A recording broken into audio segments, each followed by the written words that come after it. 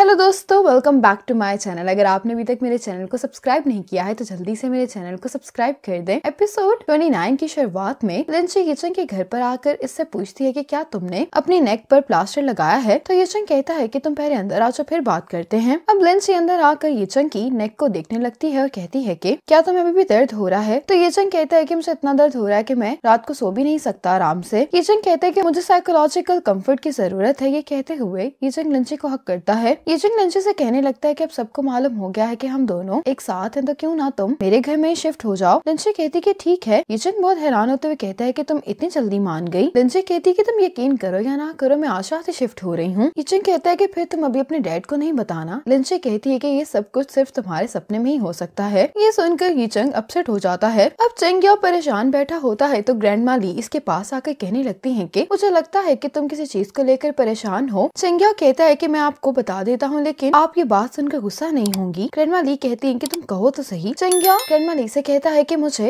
एक लड़की से प्यार हो गया है। ये बात सुनकर तो ग्रैंडमा ली बहुत खुश होती हैं। चेंग्याओ कहता है लेकिन वो मुझसे उम्र में काफी बड़ी है और वो डिवोर्स्ड है और उसका एक बेटा भी है। ये सुनकर ग्रैंडमा ली कहती है कि मैं इस बात पर तुम पर गुस्सा क्यों होंगी। चेंग्याओ कहते हैं कि क्या आपको नहीं लगता कि हम दोनों एक दूसरे के लिए ठीक नहीं है। ग्रैंडमा ली कहती है कि क्या तुम्हें मैं इतने पुराने ख्यालात की लगती हूँ। ग्रैंडमा से कहने लगती है कि अगर दो लोग एक दूसरे को पसंद करते हैं तो ये एक ऐसी चीज है जिसे हम खुद कंट्रोल नहीं कर सकते और ना ही हमें दूसरे लोगों की परवाह करनी चाहिए। ये सुनकर चेंग्याओ बहुत ज्यादा खुश होता है। ग्रैंडमा ली कहती है कि ये वो बात नहीं है जिसकी वजह से तुम परेशान हो। चेंग्याओ ग्रैंडमा ली को बताता है कि मैं उस लड़की को कब से चेज कर रहा हूँ, लेकिन वो मुझे अवॉइड कर रही है। उसको लगता है कि मेरे दिल में जो उसके लिए फीलिंग्स हैं वो टेम्परेरी हैं। ग्रैंडमा ली कहती है कि फिर क्या तुम गिव अप कर दोगे। तो चेंग्याओ कहता है कि नहीं, मैं गिव अप नहीं करूंगा, बस मेरे पास स्किल्स और आइडियाज खत्म हो गए हैं। ग्रैंडमा ली कहती है कि अगर मैं तुम्हारी तरह होती तो अब मेरी जिंदगी में बहुत पछतावे होते। चेंग्याओ ग्रैंडमा ली की बात समझ जाता है और इनसे कहने लगता है कि मुझे भी कुछ टिप्स दे दें। इसके बाद चेंग्याओ तोंगशिन के ऑफिस के बाहर खड़े होकर इसको देखने लगता है और तोंगशिन कॉफी पर कॉफी पिए जा रही होती है। अब चेंग्याओ तोंगशिन के ऑफिस में आता है तो इससे तोंगशिन पूछती है कि तुम यहाँ पर क्या कर रहे हो। चेंग्याओ कहता है कि क्या तुम थोड़ी देर के लिए मेरे साथ बाहर आ सकती हो। तोंगशिन कहती है कि मुझे लगता है कि मैंने तुम्हें क्लियरली इनकार कर दिया है। तो चेंग्याओ कहता है कि तुम खुद ही तो कहती हो कि हम हमेशा दोस्त रह सकते हैं, वैसे भी हम दोनों सुपीरियर और सबऑर्डिनेट के रिलेशनशिप में हैं। अब चेंग्याओ तोंगशिन को अपने साथ बाहर ले आता है और ये तोंगशिन को स्किपिंग रोप देता है, लेकिन तोंगशिन ये करने से इनकार कर देती है। तो चेंग्याओ कहता है कि तुम दिन में 4 कप कॉफी पी रही हो और काम के बोझ की वजह से अगर तुम ऐसा ही करती रही तो तुम बहुत जल्द फ्रस्ट्रेट हो जाओगी। काम भी जरूरी है लेकिन बॉडी का ख्याल रखना भी उतना ही इम्पोर्टेंट है। तोंगशिन कहती है कि चेंग्याओ मैं इस वक्त बहुत थकी हुई हूँ और वैसे भी मुझे स्पोर्ट्स नहीं पसंद। चेंग्याओ कहते हैं कि स्पोर्ट्स तो किसी को भी अच्छी नहीं लगती, लेकिन तुम्हें पैसे कमाने हैं ताकि तुम पीटर की टेक केयर कर सको, और तुम्हें पैसे इसलिए भी कमाने हैं ताकि तुम अपने एम्प्लॉयज को पे कर सको, और पैसा कमाने के लिए हेल्थ का होना बहुत जरूरी है। मैं तुम्हें तुम्हारे लिए एक्सरसाइज करने के लिए नहीं कह रहा, बल्कि उन सब लोगों के लिए एक्सरसाइज करने के लिए कह रहा हूँ जिनकी जिम्मेदारी तुम पर है। अब तोंगशिन इसकी बात मानकर एक्सरसाइज करना शुरू कर देती है, लेकिन तोंगशिन इसको सही से नहीं कर पा रही होती क्योंकि इसने काफी टाइम से ये नहीं किया होता। चेंग्याओ इसके पास आकर कहने लगता है कि मैं तुम्हें बताता हूँ कि इसको कैसे करते हैं। अब ये दोनों एक दूसरे के काफी करीब खड़े हो जाते हैं और ये दोनों एक साथ ही जंप करना शुरू कर देते हैं। ऐसा करते हुए तोंगशिन और चेंग्याओ दोनों को ही मजा आ रहा होता है। अब जंप करते हुए तोंगशिन के शूज में ये रोप फंस जाती है, जिसकी वजह से तोंगशिन चेंग्याओ के काफी क्लोज आ जाती है। तोंगशिन पीछे आते हुए कहने लगती है कि आज के लिए इतना काफी है। चेंग्याओ कहते हैं कि तुम अभी नहीं जा सकती, तुम्हें थोड़ी और एक्सरसाइज करनी है। तोंगशिन कहती है कि मेरी मीटिंग है। चेंग्याओ जब उसका हाथ पकड़ के इसको रोकने लगता है तो तोंगशिन इसका हाथ पीछे करती है और यहीं पर चेंग्याओ को आइडिया आ जाता है और ये जोर से चिल्लाता है। तोंगशिन से पूछ लगती है कि तुम्हें क्या हुआ है। इसने अपनी आंख पर हाथ रखा होता है। अब तोंगशिन जब इसको देखती है तो कहने लगती है कि ये इतना सीरियस तो नहीं है। अब तोंगशिन और चेंग्याओ एक साथ कैफेटेरिया में खाना खाने के लिए आ जाते हैं। इतना जंप करने की वजह से तोंगशिन से सही से चला भी नहीं जा रहा होता। चेंग्याओ अपनी प्लेट लेकर आते हुए से कहने लगता है कि आज तुम्हें ज्यादा खाना होगा और हम कल से फिर से एक्सरसाइज करेंगे। इतने में यहाँ पर यीचंग और लिंची भी आ जाते हैं। यीचंग पूछता है कि यहाँ पर क्या चल रहा है, तो चेंग्याओ उसको बताता है कि तोंगशिन एक्सरसाइज कर रही थी। यीचंग कहता है कि मुझे नहीं मालूम था कि तुम अभी तक एक्सरसाइज कर सकते सकती हो। तोंगशन चेंग्याओ से कहती है कि हम कल से ये सब नहीं करेंगे क्योंकि मेरा स्केड्यूल बहुत टाइट है और मेरे पास ये सब करने का वक्त भी नहीं है। तोंगशन जो भी काम कह रही होती है उसको सुनकर लिनशी और ये चंग कहते हैं कि तुम फिक्र नहीं करो, वो हम कर लेंगे। ये सुनकर तोंगशन चली जाती है। इनको जाता हुआ देखकर लिनशी ये चंग से पूछती है कि क्या तुम्हें लगता है कि चेंग्याओ तोंगशन का भरोसा हासिल कर पाएगा। ये चंग कहता है कि मैं कुछ नहीं कह सकता क्योंकि तोंगशन अभी भी इसको अवॉइड कर रही है। लिनशी कहती है कि अगर तोंगशन इसको अवॉइड कर रही है तो मुझे लगता है कि चेंग्याओ को चांस मिल जाएगा। अब तेन शाओ को